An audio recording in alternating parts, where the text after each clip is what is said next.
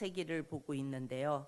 천지 창조와 함께 그 에덴 동산의 그 엄청난 혜택 속에 거하게 된 아담과 하와가 불순종을 하면서 그 혜택 속에서 쫓겨남을 당합니다. 그리고 시간은 얼마간 흘러갔습니다. 그런데 말씀이 진행되면서 하나님과 인간 사이의 거리가 점점 더 멀어지고 있음을 우리는 말씀을 통하여 볼 수가 있습니다. 에덴 동산을 떠난 아담과 하와는 양을 치고 농사를 지으면서 살았습니다. 그리고 아담이 그 안에 하와와 동침하여 아이를 낳지요.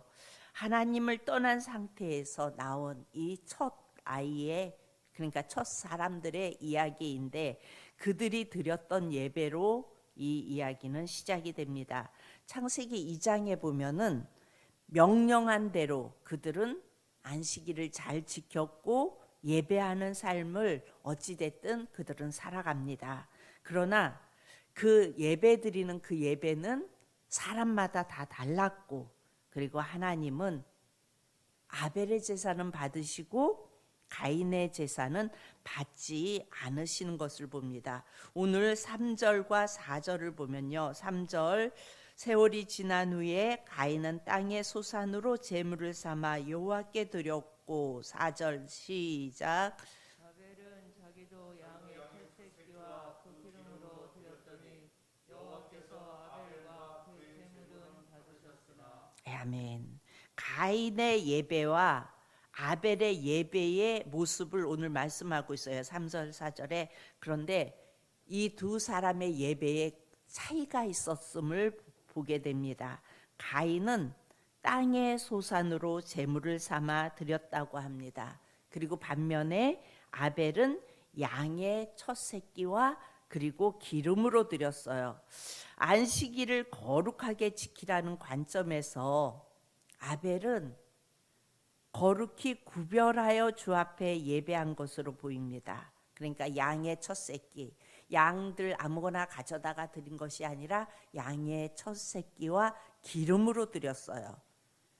그런데 가인은 그냥 땅의 소산으로 제물을 가져다 드리는 것을 봅니다. 믿음으로, 말씀해 보면은 믿음으로 아벨은 가인보다 더 나은 제사를 드렸다고 이렇게 말씀합니다. 여러분은 아벨의 예배를 드리시기 원하십니까? 아니면 가인의 예배를 드리시기 원합니까? 그러면 마음속에 이런 생각이 들 것입니다. 아벨의 예배와 가인의 예배를 어떻게 구분할 수 있습니까? 나는 아벨의 예배를 그렇죠? 하나님이 받으시는 예배를 드리기 원하잖아요, 우리는. 그런데 그러면 아벨의 예배와 가인의 예배 어떻게 구분할 수 있습니까? 여러분, 이것은요, 삶의 열매에서 드러나요. 우리의 삶에 우리가 어떠한 예배를 드리고 있다는 것은 삶의 열매에서 드러나는 것을 볼 수가 있습니다. 아벨은 하나님을 예배하고 있어요. 구별해서 드리라고 말씀하신 그 하나님을 예배하고 있어요. 그런데 가인은 내가 농사지은 자기 자신을 예배합니다. 그래서 하나님은 아벨의 제사만 받으셨고, 그런 모습을 본 가인은 몹시 분하여 안색이 변했다고 말씀합니다. 우리 5절에 보면요, 가인과 그의 재물은 받지 아니하신지라 가인이 몹시 분하여 안색이 변하니, 이렇게 말씀해요. 여러분, 우리도 우리의 삶 속에서 수십 번 우리의 안색이 변합니다. 여러분, 그 이유가 뭘까요? 우리가 안색이 변하는 이유가 뭘까요? 내가 원하는 정답이 있는데, 내가 원하는 것이 있는데 그대로 되지 않을 때 우리는 안색이 변합니다. 기도도 그렇고, 기도도 내가 원하는 기도가 있죠. 기도도 그렇고 예배도 그렇고 믿음도 그래요. 내가 원하는 대로 되어지지 않으면 우리는 안색이 변합니다. 안색이 변한다는 것은 응답과 결과를 이미 내가 다 정해놓는 거예요. 내 뜻대로 이렇게 되어지기 원합니다. 그리고 그것대로 되지 않을 때, 내 생각과 다를 때 우리의 안색은 변합니다. 여러분, 흔한 예로 우리가 하나님 앞에 예배를 드리러 들어왔는데 내가 원하는 자리에 앉았어요. 그런데 앞으로 좀 가라고 말하면 그냥 가시는 분들도 있는데 뒤에서 이렇게 보면 안색이 변해요. 아주 불편한 표정으로 억지로 일어나서 앞으로 가는 것을 볼 수가 있습니다. 왜 그래요? 내가 원하는 자리에 앉았는데 왜 자꾸 자리를 이리저리 옮겨가라 그래? 내 마음이 불편한 거예요. 예배가 마쳐지고 나가는 주차장에서 내가 빨리빨리 빠져나가서 내 볼일 보러 빨리 가야 되는데 빨리 안 빠질 때, 누군가가 앞에 차를 막아놓고 그렇게 막아놨으면 빨리 쫓아나와서 빼야 되는데 그러지 않을 때, 여러분, 우리의 마음은 어떤가요? 안색이 변하죠. 그럴 때가 많습니다. 모든 상황에서 안색이 변하는 것은 모든 상황 속에서 내가 주체가 될 때 우리는 안색이 변합니다. 여러분, 예배는 이미 내가 주인으로 드리는 예배이지, 안색이 변할 때는 그 예배는 이미 내가 주인이 돼서 드리는 예배가 되어지는 것입니다. 그런데 주님을 주인으로 모시는 예배는 안색이 변하지 않아요. 뭐가 불편해도 안색이 변하지 않아요. 여러분의 예배가 주 앞에서 안색을 바꾸지 않는 예배가 되어지기를 원합니다. 오늘 7절을 보면 이렇게 말해요. 네가 선을 행하면 어찌 낯을 들지 못하겠느냐. 선을 행하지 아니하면 제가 문에 엎드려 있느니라. 제가 너를 원하나 너는 죄를 다스릴지니라. 여러분, 너는 죄를 다스릴지니라 말씀하세요. 우리에게 명령하시는 거예요. 너는 죄를 다스릴지니라. 여러분, 팬들이 있죠. 연예인들은, 이런 유명인들은 팬이 있어요. 그런데 아무리 골수 팬이라 할지라도 그 팬이 영원하지는 않아요. 물론 간혹가다 영원한 팬도 있겠지만 대부분은 영원하지 않아요.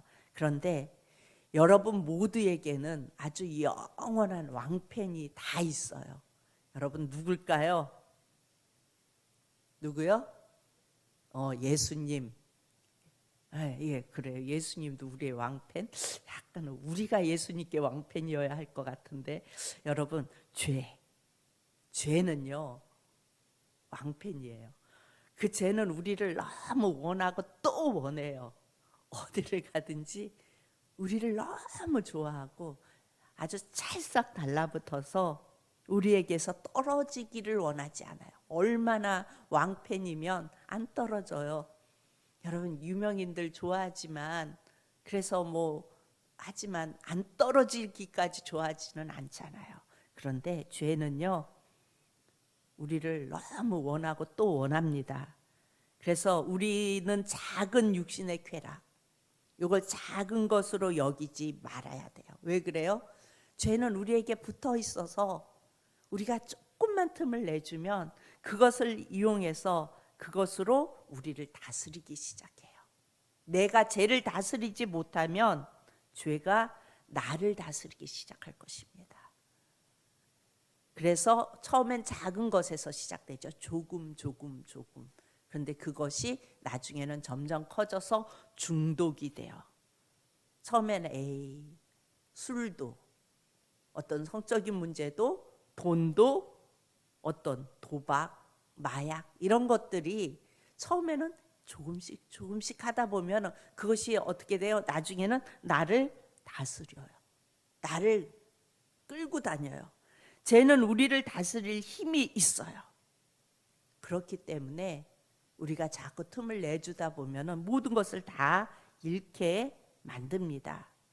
여러분의 삶 속에서 하나님의 다스림을 받으시겠습니까? 아니면 죄의 다스림을 받으시겠습니까? 이렇게 물으면 여러분들은 말도 안 되는 걸 묻고 있어. 누가 죄의 다스림을 받고 싶어? 하나님의 다스림을 받고 싶지?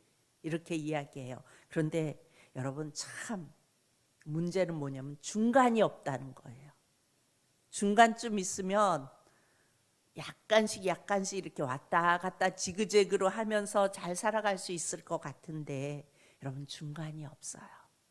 제가 다스림을 받기 시작하면 계속해서 갈 수밖에 없어요. 그래서 죄를 다스리지 못하면 결국 우리는 죽음으로 향해 나아가게 됩니다. 오늘 8절 말씀을 봅니다. 우리 다 같이 봅니다. 시작. 가인이 그의 아우 아벨에게 말하고 그들이 들에 있을 때에 가인이 그의 아우 아벨을 쳐 죽이니라. 예. 죄의 삭은 사망이요. 이렇게 말씀하죠. 죄로 인해 하나님의 보호하심에서 벗어난 가인에게 오는 것은 사망이었어요. 그리고 그에게 두려움이 몰려옵니다. 그가 죄의 다스림을 받기 시작하니까 그에게 두려움이 몰려옵니다. 우리 14절을 다 같이 봅니다. 14절 시작.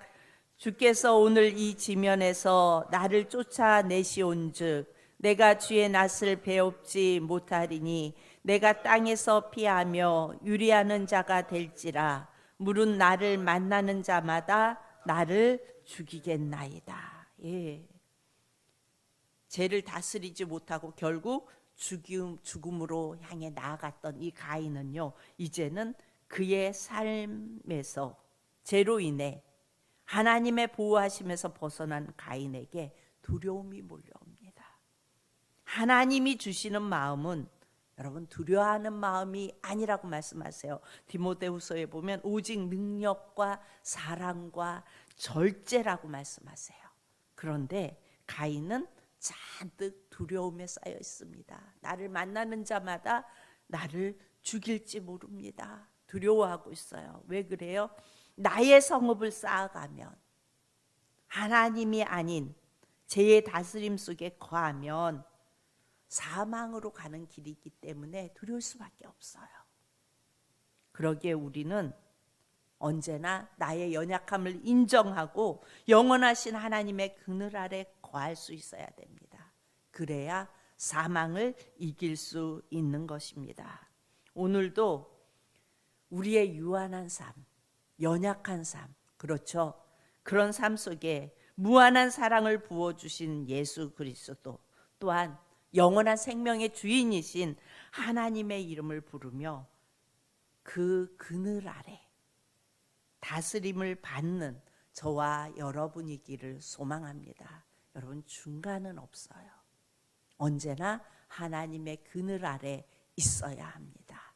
우리 사랑하는 성도님들 모두가 오늘도 죄의 다스림이 아닌 하나님의 다스림 속에 거할 수 있기를 축복합니다. 기도합니다.